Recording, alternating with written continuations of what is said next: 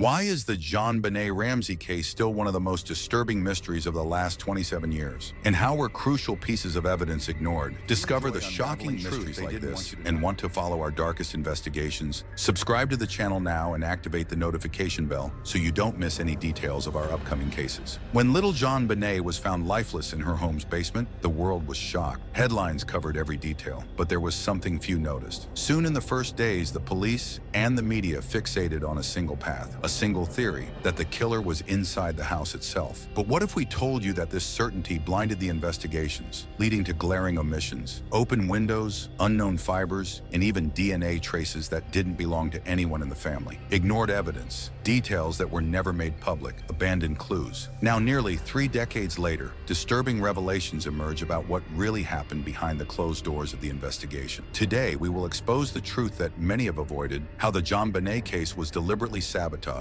and why the killer may have been on the loose all this time. Within the first 48 hours, the investigation was compromised. While the police surrounded the Ramsey family with suspicion, crucial details were ignored. One example? The DNA found on JonBenét's clothing, fragments of an identity that didn't match any family member, but were never thoroughly explored. Years later, with advances in DNA technology, new analyses could have revealed the culprit, but this path was never pursued. Instead, the police remained obsessed with the narrative that someone inside the house had committed the crime. Evidence of a possible intruder was completely neglected. An open window in the basement, unknown footprint marks, and a strategically placed suitcase suggested a route of entry and exit. However, these clues were forgotten, buried under the pressure to find an immediate culprit. And the media, with its relentless focus on the family, it fueled the idea that the case was already solved. Sensationalist headlines completely ignored external possibilities, contributing to a limited and almost obsessive view of the Ramseys' guilt. This not only diverted public attention from the true gaps in the investigation, but also influenced the very course of the case. Another disturbing discovery surfaced only years later. A DNA report was finalized shortly after the crime, indicating that the samples found under the girl's nails and clothing did not belong to any relative. What does this mean? That the true culprit could be at large. And even with this evidence in hand, the case was not reopened, and the report was practically shelved, ignored by authorities. The negligence didn't stop there. Months after the crime, another girl was attacked in her home, a few kilometers from the Ramseys. The circumstances were strangely similar: break-in, violence, and a nighttime escape. However, the Boulder police never formally connected the two cases, even with the obvious signs of a possible pattern. Today, as more old cases are solved with new technologies, the truth about JonBenét remains untouched, shrouded in a fog of errors and omissions. The lingering question is, if the police had followed all the evidence from the start, would JonBenét have achieved justice? And the most frightening, could the killer still be hiding among us to this day? Imagine waking up one day after Christmas and receiving news that a 6-year-old girl was murdered inside her home. On December 26, 1996, that was exactly what happened in Boulder, Colorado. JonBenét Ramsey was found dead in her own home's basement, and the case quickly spread across newspapers and news broadcasts. It was the story of a child, a well-known family, a brutal crime, something that shocked everyone. But from the beginning, the investigation followed a path that would later be heavily questioned. The story begins on Christmas morning when the Ramseys wake up and realize JonBenét isn't in her room. In a panic, the mother, Patsy Ramsey, goes downstairs and finds a ransom note, a strange note full of instructions. The note requested a specific amount of money and claimed that JonBenét had been kidnapped. Desperate, Patsy calls the police. The house soon fills with investigators and people trying to understand what had happened. But meanwhile, one important thing went unnoticed. JonBenét was there the whole time, in the basement, lifeless. Throughout the first hours, chaos dominated the crime scene. Police officers and family friends entered and left the house, crossing areas that could contain evidence. There was little organization, and later this proved to be one of the investigation's biggest mistakes. The lack of control over the scene allowed evidence to be contaminated, directly affecting the analysis of the facts. Still, when the body was found, investigators began to create a single, fixed theory. Someone in preserving the scene, some important clues began to emerge. First discovery: JonBenét's body showed marks that appeared to have been made by a taser, something that would indicate she she was incapacitated before her death. There were also signs that she had been assaulted. However, this evidence soon took a back seat, as the police and media seemed more interested in uncovering whether the parents themselves could be involved. Within days, the press was already presenting the Ramseys as suspects. Public pressure to solve the case quickly led to a sort of trial in the media, where many believed in the family's guilt without any concrete evidence. Meanwhile, an essential piece of evidence was waiting to be analyzed: DNA samples. Found on JonBenét's clothing, these samples did not match any family member's DNA. Still, the investigation's focus remained on the Ramseys. Time passed, and this fixed line of thought on the family caused several other clues to be sidelined. An open basement window had footprint marks that didn't match the family's. There was also a suitcase near the window, which could indicate someone entered and left the house through there. These details, which could have led to other hypotheses, were practically ignored. As the years went by, other errors began to be revealed. In 1998, 2 years after the crime, a DNA report showed there was a sample from an unknown profile at the scene. This DNA didn't belong to anyone in the house, and to this day, the identity of this person remains a mystery. But at the time, the investigation was so focused on the family that this crucial clue was not followed with the attention it deserved. Even with this evidence exonerating the Ramseys, suspicion about them continued. Later on, a second piece of the puzzle began to emerge: a break-in that occurred a few kilometers from the Ramseys' house, months after JonBenét's crime. A child the same age as JonBenét was attacked in her own home. This case had striking similarities to the girls, but the Boulder police never formally investigated a connection between the crimes. Instead, authorities continued with the same line of reasoning, failing to consider that the true culprit might have committed other crimes in the area. These failures and contradictions made the JonBenét case a classic example of an investigation marked by questionable choices and missed opportunities. Today, decades later, advances in DNA analysis technology could help clarify what happened that night. However, even this possibility faces resistance. The Ramsey family has been fighting for new analyses to be conducted, especially with genetic genealogy, a modern technique that has already solved several old cases. Still, the Boulder police hesitate to hand over samples to external laboratories, maintaining control over the investigations, even in the face of their own inefficiency over the years. Over time, other revelations about those involved in the investigation have only increased distrust regarding how the case was handled. Some of the main detectives were publicly criticized for misconduct in other investigations. And this makes us think, were the failures in the JonBenét investigation also the result of negligence or even a certain convenience? Meanwhile, JonBenét's family continues to seek justice, trying to bring the truth to light. From the beginning, the JonBenét Ramsey case has had points that don't add up, details that, when looked at closely, completely challenge the official version. The investigation pointed to one side, the family, but soon many questions arose that went unanswered. And when you start looking at the failures and decisions made at the start, it's hard to understand why so many of these clues were ignored. Let's get to the facts. The police found an open window in the basement, and that wasn't all. Right below this window was a suitcase positioned as if someone could have used it to leave the house. Authorities, however, claimed there were no signs of forced entry, overlooking this possible escape route. It's strange, isn't it? The suitcase was there, with fibers from JonBenét's clothing, but the police barely paid attention to it. The official explanation? That the window could have been accidentally left open. Another point: unknown footprint marks were identified near the body. They didn't belong to the family, but no one thoroughly investigated who these footprints could belong to. And if there were signs of someone who wasn't from the house in that basement, why wasn't this line of investigation pursued? The answer to this day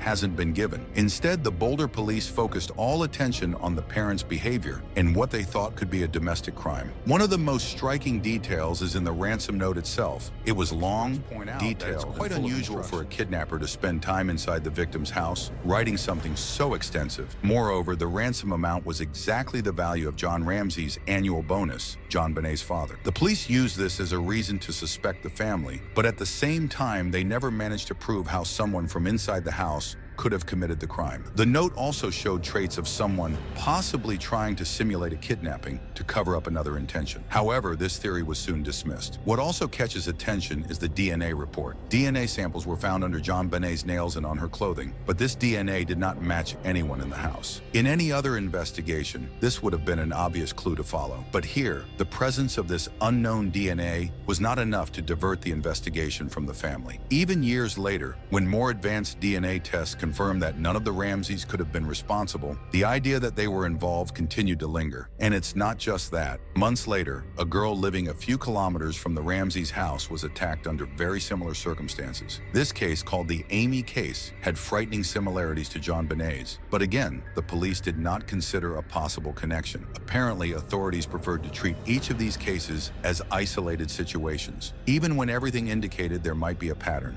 Another detail that raises doubts is the time the police took to call in outside specialists. John Ramsey, the father, asked several times for other investigators to look into the case, but his request was denied. If they had accepted help from professionals in other areas, would the direction of the investigation have been different? The media also played an important role in this direction. From the start, the focus was almost exclusively on the family, almost as if it was more interesting for newspapers to point to a family scandal than to question the investigation or think of other possibilities. The public, bombarded with articles and theories, began to believe in the Ramseys' guilt even before all the evidence was analyzed. It's as if public opinion was already decided, and the police were just following what everyone expected. These contradictions, these details left aside, and the almost exclusive focus on the family caused the JonBenét case to stagnate for years. Obvious questions were never answered. Important clues were not followed, and to this day, the police seem to resist any idea of reevaluating what happened. With so many ignored details and a mysterious DNA still unanswered, the JonBenét case remains one of the greatest mysteries in the United States. But as time passes, it becomes increasingly difficult to understand what really happened that night and why the truth never came to light. Over the years, many theories have emerged to try to explain what happened to JonBenét that night. Some seem to fit better than others, but all have their strengths and weaknesses. Let's examine the main hypotheses and see what each reveals about this case. The first theory, perhaps the most famous,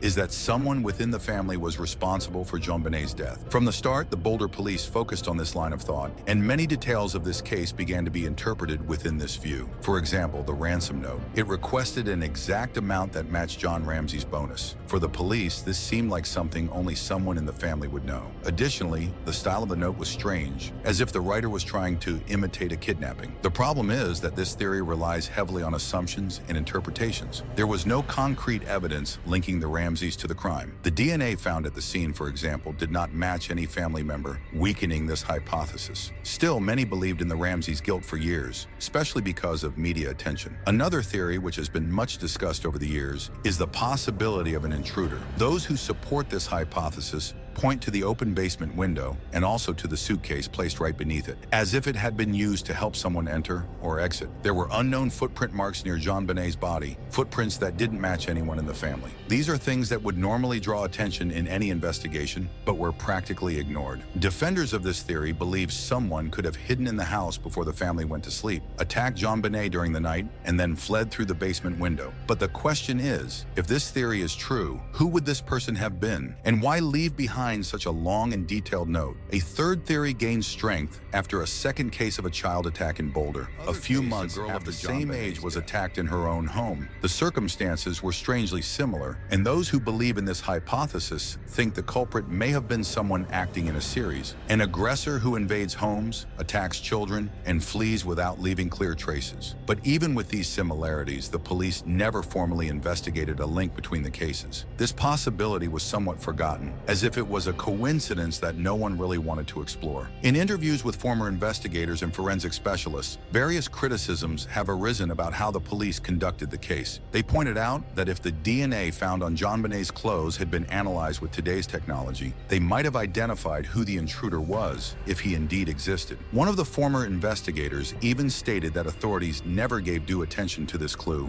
because they were already convinced the culprit was someone in the family. If this intruder theory had been followed more seriously, things could have been very different. Finally, there is a fourth theory that is darker and even less discussed publicly, that the crime may have been committed by someone who had a connection with the family but was not a member of it. Some people close to the Ramseys were investigated, but there was never enough evidence to support this possibility. This hypothesis tries to explain how someone could have accessed the house, knowledge about John Ramsey's annual bonus, and still escape without raising suspicions. However, this line of investigation ended up being shelved along with so many other clues, leaving more questions than answers. These theories show how the JonBenét case is full of loose ends. None of the hypotheses seem to completely solve the mystery. There's always an unanswered question, evidence that doesn't fit, something that seems out of place. In recent years, a new piece has emerged and put the JonBenét case in another perspective. It is a DNA analysis done with modern technology, which revealed something that wasn't possible to identify before. The DNA sample found on JonBenét's clothes and under her nails was from an unknown profile, possibly from a man, someone who had no connection to the family. This brought an unexpected twist because it not only weakened the hypothesis that someone in the family was involved, but also opened the real possibility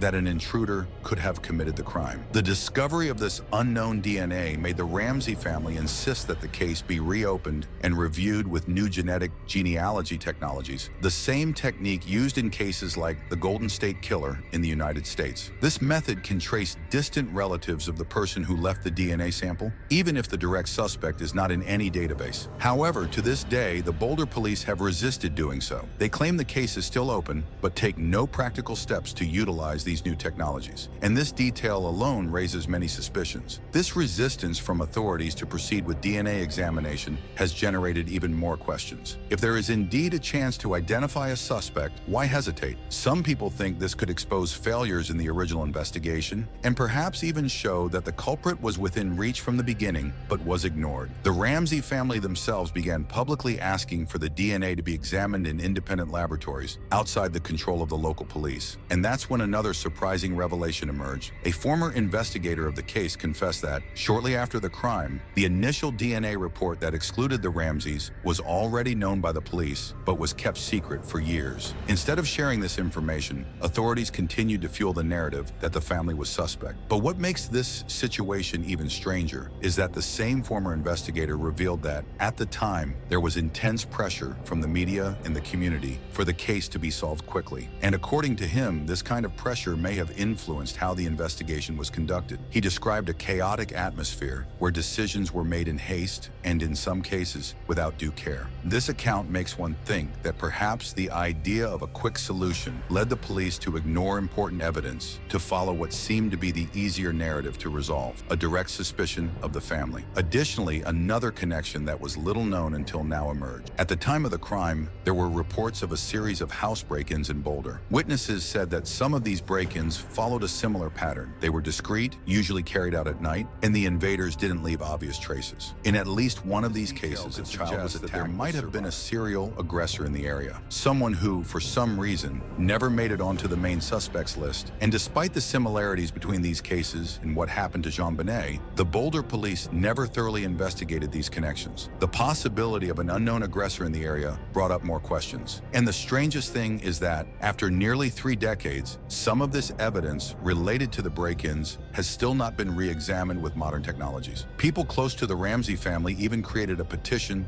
to pressure authorities to allow an independent investigation. But so far, the police have remained firm in their position of maintaining full control over the case. These discoveries, these details that have been kept hidden or ignored, show that the JonBenét case is much more complex than the original version indicated. Now, with the advancement of technology and the pressure from the family and the public for answers, there is a real chance that the truth will come to light. But until that happens, the doubt remains. Will the true story behind JonBenét's death ever be fully unraveled? Faced with so many conflicting details and secrets kept for years, it is clear that the JonBenét Ramsey case still has more questions than answers. There is ignored evidence, theories that were never thoroughly explored, and new technologies that could finally reveal what really happened that December night. But while the police insist on maintaining control, the truth about JonBenét's killer remains hidden. And now, almost 3 decades later, we are left to question, why haven't the investigations followed the path that so much evidence points to? Is it fear of exposing old mistakes, or simply a lack of willingness to reopen old wounds? Perhaps we will never know all the answers, but what is clear is that not every monster hides in the shadows. Sometimes it may be in plain sight, protected by questionable decisions and a blind desire to resolve things quickly. Mystery hunters, if you believe that the truth needs to be discovered, subscribe now now and help unveil the darkest secrets of the human mind. With your help, we can continue investigating the mysteries that others prefer to leave behind. And you? Do you have any mystery or story you would like to see here? Leave it in the comments. It could be about unsolved crimes, dark cases, or enigmas that keep you awake at night. We want to hear your suggestions for the next investigations. Mystery hunters, if you want to uncover even more secrets and dive into stories as mysterious as this one, click on the next video. Are you ready for another plot that defies logic and will mess with your mind? Don't miss the next mystery. If you've made it this far, comment, "I am a truth hunter," so I know you followed every detail of this investigation. And stay tuned, because evil may be closer than you think. Until the next investigation,